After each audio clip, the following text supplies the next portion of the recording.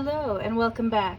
I'm Nicole, a cottage witch, and I've gotten a lot of new books lately, or new to me books. We've had some used book sales, and I've gone to a used bookstore and wandered past free little libraries and ordered some online as well. And I've gotten a few new decks and foraged some plants from around about where I live, and harvested a couple from my balcony. So I thought I'd share this in a book haul, deck haul sort of way, but I'll start with the plants.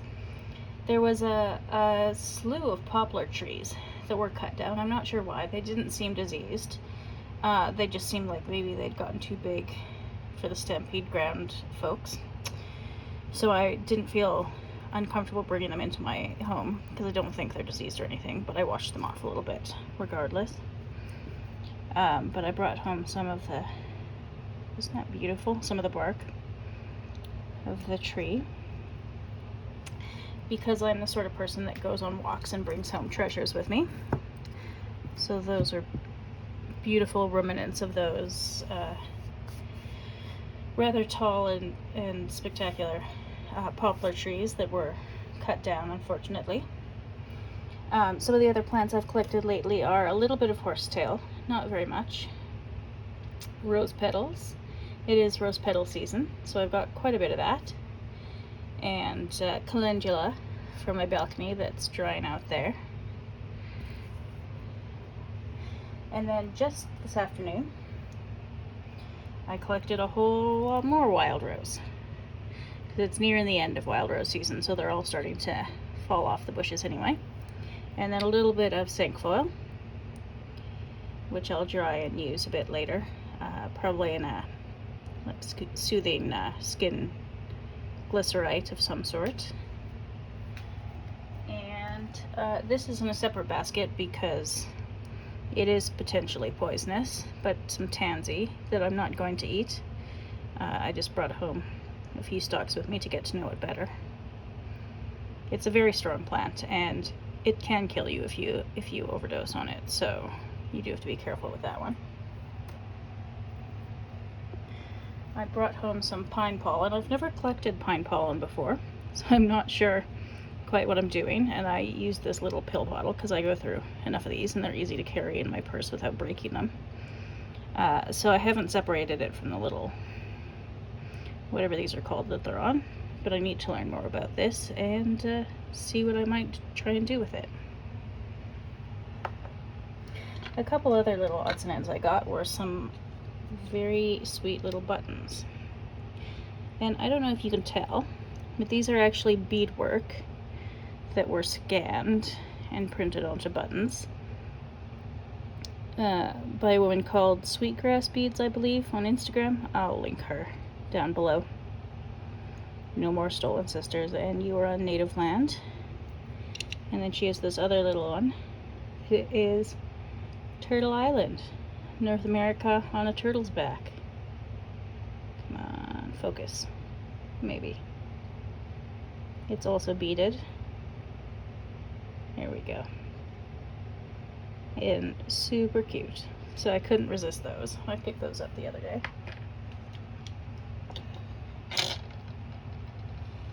And then the books I got. This I got from the library, and I'll probably start reading it this weekend.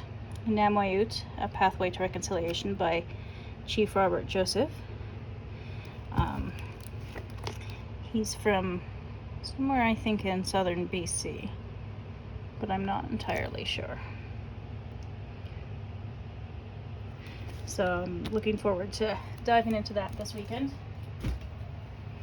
The new books I got, there are just a few of them. Well, I say a few of them. This is my definition of a few. Untold Tarot, because I've ordered a Marseille deck. And if it arrives in time, I'll put it in this video. It was supposed to have arrived by now, but I think has gotten delayed in the post somehow. And this book, I can't remember who recommended it. Maybe Lisa Pepez? I'll try and find it. Anyway, apparently this is a good one for learning that system, so I will I don't know when I'll start doing that, but one of these days. I've also got some playing cards, and this is 54 Devils. I don't know why it's called that, but it's by Cory Hutcheson, who wrote New World Witchery, I believe. Yeah, so he's more well known for that, but he's written this book about the art and folklore of fortune telling with playing cards. So that'll be interesting to explore. Very shiny. This one I've started reading, actually, Conversations with Plants, The Path Back to Nature by Nikki Darrell. And so far so good. I've gone into just the first few chapters, which are the sciencey bits, and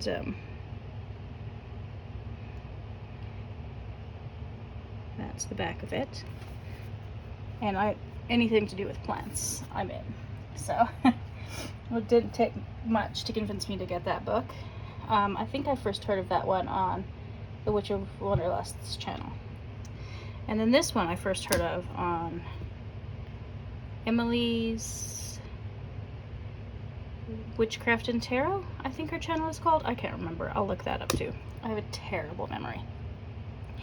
And I got this, I think, on eBay or something. It's a bit... Corinne Boyer's books are a bit hard to find in Canada. I don't know about elsewhere. But the front cover looks so much fun. The Witch's Cabinet, Plant Lore, Sorcery, and Folk Tradition. And I'm super interested in plant lore and folk tales these days. So I'm really interested in this one. And then the other new one that just arrived yesterday is by Julia Shaw, The Hidden Culture, History, and Science of Bisexuality. And I'm very interested in that. I loved her two previous books. She wrote one about memory and one about evil, and they were both phenomenal. She's a very good writer, and just fascinating to read her books. And apparently has a podcast, which I have never listened to, but might have to do. And then the books I got, there's a used bookstore that's dangerously close to my house, and then a big book sale, which is 100,000 odd used books crammed into I think it's a curling arena.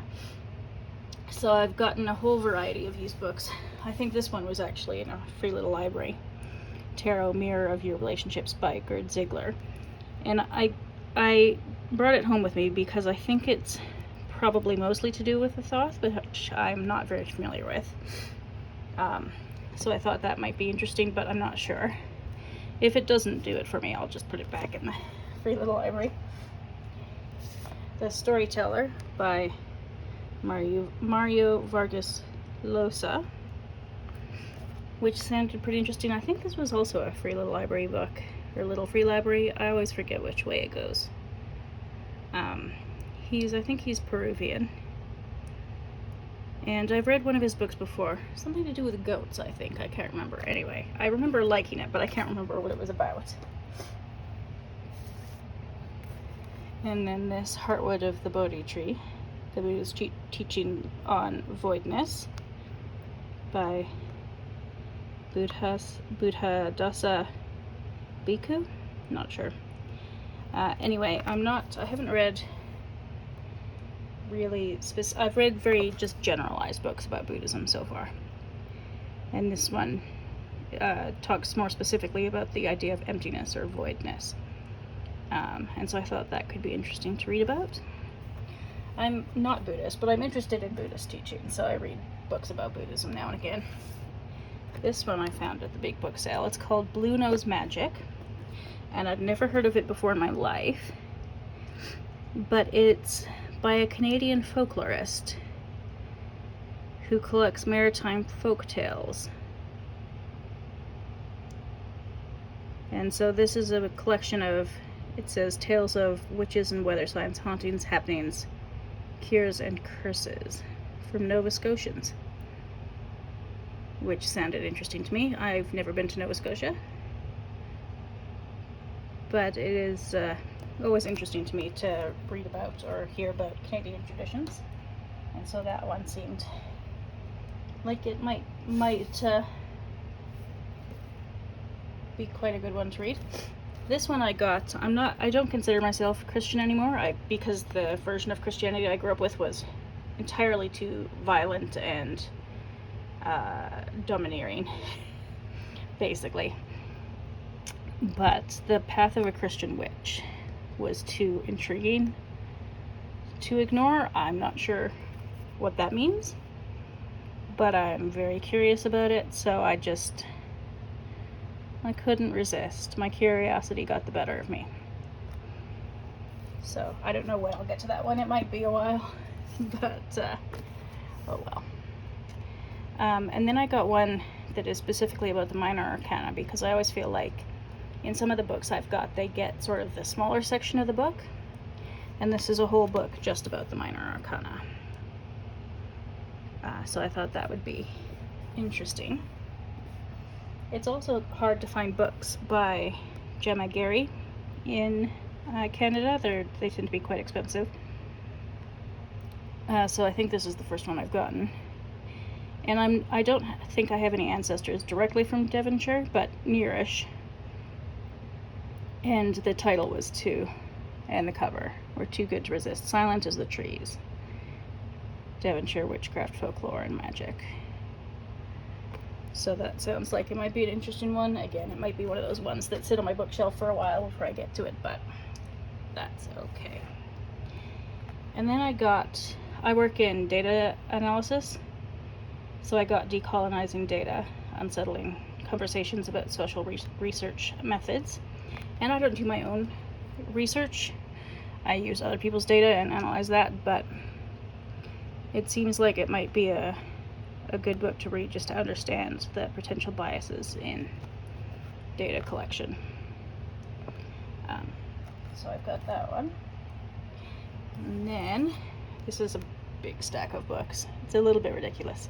Spiritual Ecology, The Cry of the Earth, and that's essays by a variety of people. Thich Nhat Hanh caught my attention there because I do like his books. And Staying Alive by Vandana Shiva. I've read a couple of her books before about food development and food production and the various issues with that in the sort of Monsanto world of companies owning seeds and that sort of thing. And it was very interesting. So this one on women, ecology, and development seemed like it might also be kind of fascinating to read. In the spirit of folklore to do with plants, I got this Irish Country Cures. I think this was also one I got on eBay. I'm not sure it's easily available. And same with A Dictionary of Plant Lore by Roy Vickery. I think this focuses on the British Isles. I'll have to double check here. He works in London, so yeah, I assume it focuses on that, yeah, British and Irish plant lore. So that's pretty interesting. I have so many books now about folklore of plants from various areas, both in North America and in Europe.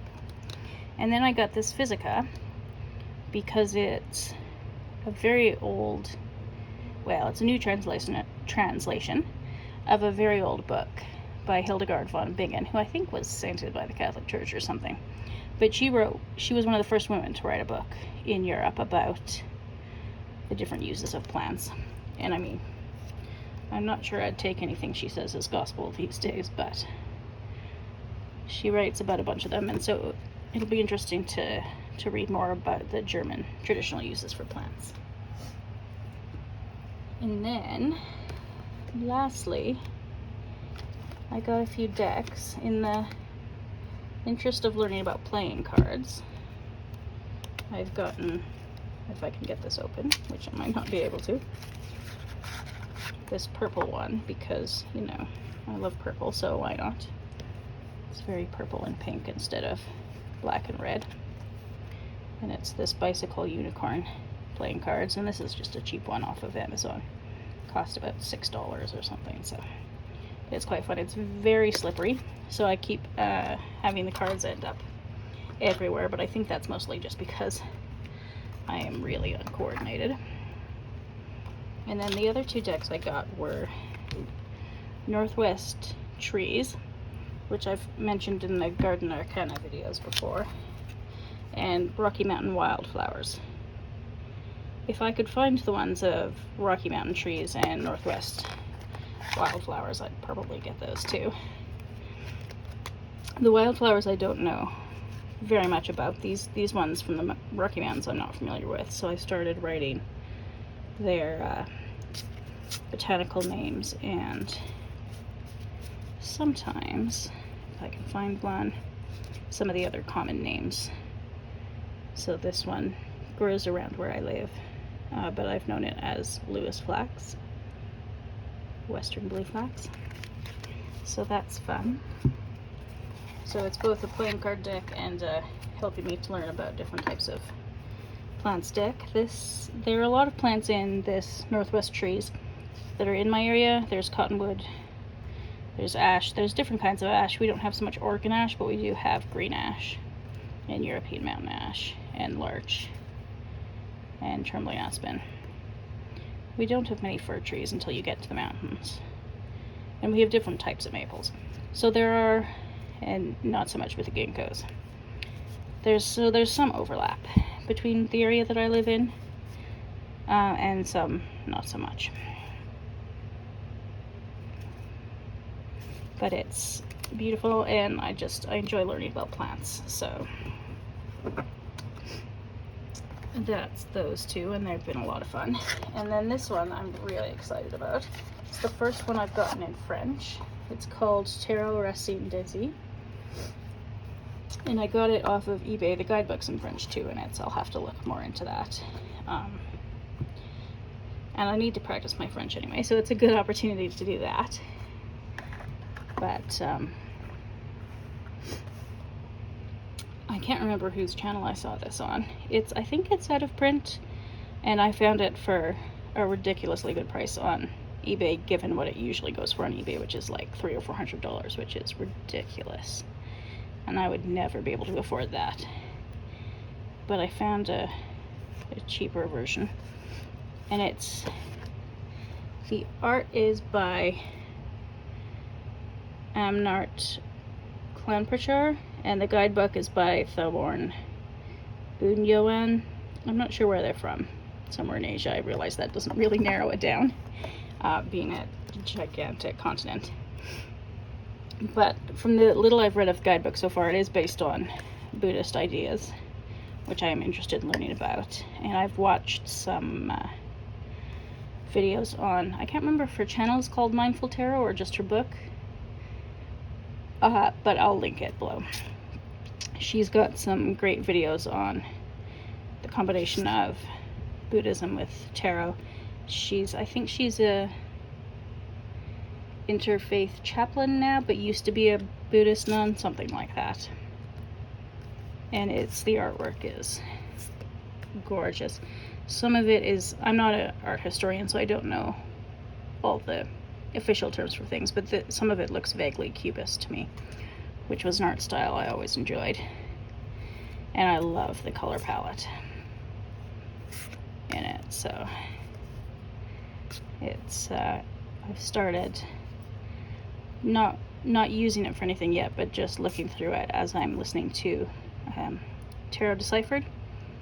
I've got that on audiobook, so when I feel like just lying around and appreciating the beautiful artwork, I'll just listen to that and flip through this. Seriously. I wish it would come back into print, or that he'd make more tarot decks or something, because this artwork is right up my alley.